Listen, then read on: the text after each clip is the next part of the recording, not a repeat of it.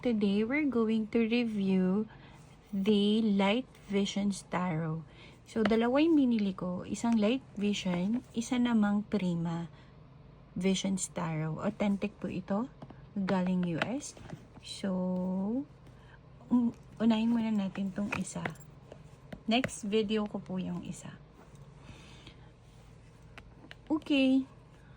Honestly, pagka hawak mo pa lang ng box, alam mong expensive na siya.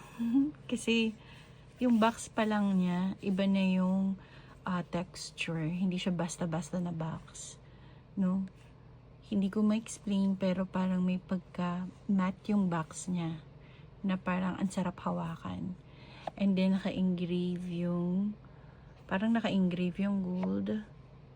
Ayan, no? Ito naman yung gilid. Ay, sorry. Ayan. Ito yung likod. The Light Visions Tarot, a set of cards to ease your mind. Ayan.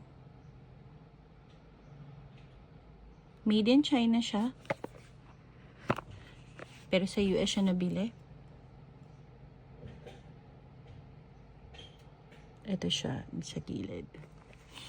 So, check muna natin ang guidebook.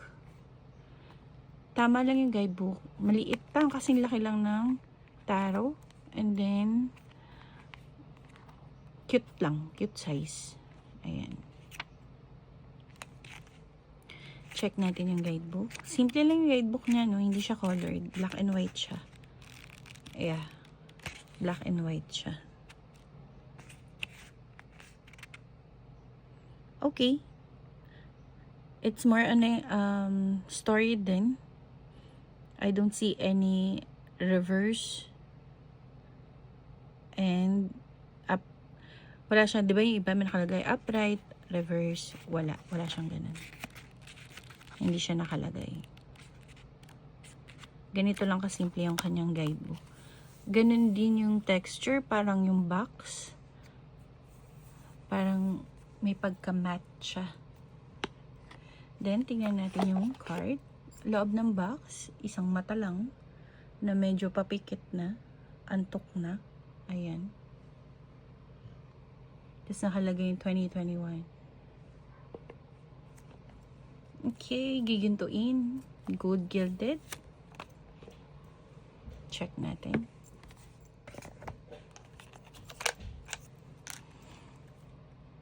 Ayan, si gold gilded. Ayun, dahil nga hindi na ako fan ng gold gilded.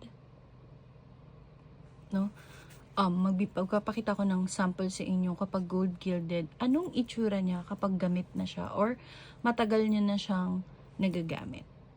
Okay, so ito. Ito yung tarot na gold gilded kapag gamit na siya. Ayan, kaya medyo hindi ako fan ng gold gilded. Unless if it's matte type. Favorite card ko pala to, no? Wise Spell, Wild Reflection. Meron to sa store ko. Mas mura siya kung bibili niya siya directly to my website, www.tarotstarofaqaquarius.com. Pero meron din sa Shopee, Lazada, and TikTok. Medyo mas mataas lang yung price kapag nasa Shopee, Lazada, and TikTok. Okay, so pakikitaan ko kayo ng gold gilded na gusto ko. Ganito yung gold gilded na gusto ko, pero matte. Matte yung pagka gold.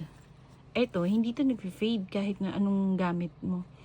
So, another one na gold gilded is this one. Favorite ko din to. Dreamy Moons. Lagi ko tong ginagamit. Kaya ganyan na siya. Nakita nyo? Kapag gold gilded, talagang nagfe-fade siya. Ayan. So, yun lang yung medyo, ayaw ko sa gold gilded. Mas gusto ko pa talaga yung walang gilded na ganito. Kasi pag nagamit mo na siya, hindi na siya ganun ka ganda. No? So, tingnan natin yung card. Okay lang naman yung card niya. Hindi siya ganun kanipis, no? Yung ganitong klaseng card, hindi din siya matte na matte. Hindi rin siya glossy. So, Pero may pagka-glossy siya. Semi-gloss. Ganun. Ganitong klaseng card na masarap i-shuffle. It's like Wise Spell. Wise Spell Wild Reflection pag shuffle mo. Pero mas makapal to. Mas makapal to. Ayan o. Makikita nyo. Mas makapal. Ito. Ito kasing isa, kumapal na lang siya kasi gamit na. This is my copy kasi. Part of my collection. Ayan. Kumapal na lang siya dahil gamit na. Pero medyo manipis din to. Affordable naman ang Wise Spell. This one, okay siya. The quality, it's mas makapal compared to kanina, the Wise Spell. Tingnan natin kung pwede tayo mag-reverse.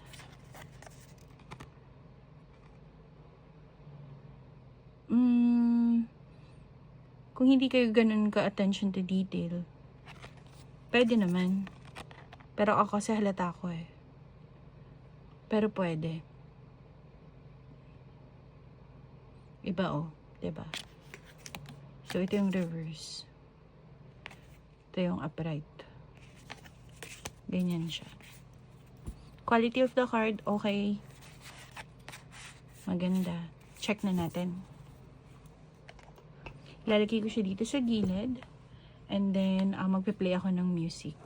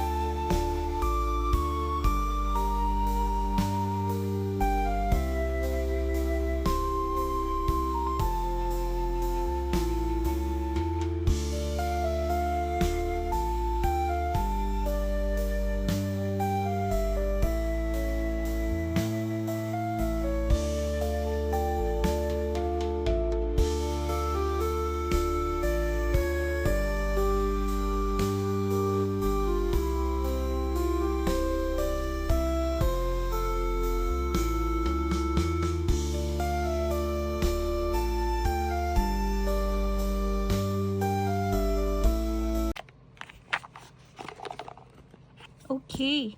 So, nakita nyo, may dalawa siyang, Queen of Chalice. Chalice or Chalice. Tingnan natin muna ha, sa guidebook, kung talagang dalawa. So, based sa research ko, dalawa talaga yung Queen of Chalice. Chalice ba? Wait lang ha. Chalice daw, chalice, sabi ni Google.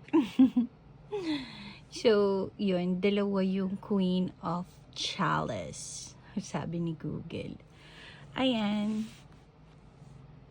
Ang cute niya, 'di ba? Pag pinagsunod-sunod, dugtong-dugtong siya. Yan yung isang cute sa kanya. Parang the dreamscape ng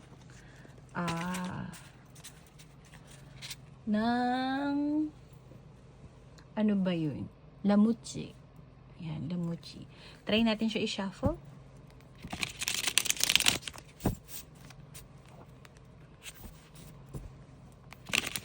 Ayan, ang sarap niya i-shuffle. Ganito mga cards yung masarap talaga i-shuffle eh.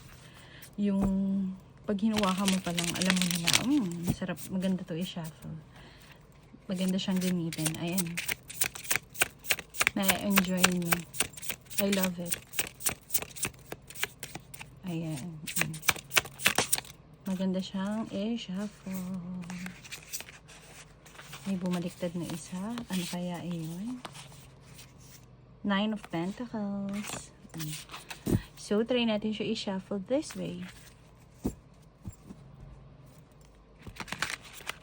Ayan. Okay din siya i-shuffle. Lang ganon.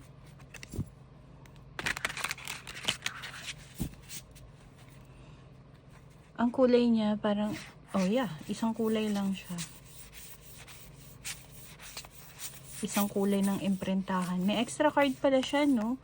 Yung The Haven. Isa. Tapos yung isang Chalice na Queen of Chalice. The Haven. Ito. Yan. Extra card siya. Ayan. Simple. But elegant ang dating nitong cards na to.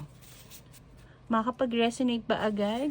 Kapag beginner, depende sa inyo. Lalo na kung intuitive reader kayo. Depende. Pero may guidebook naman siya.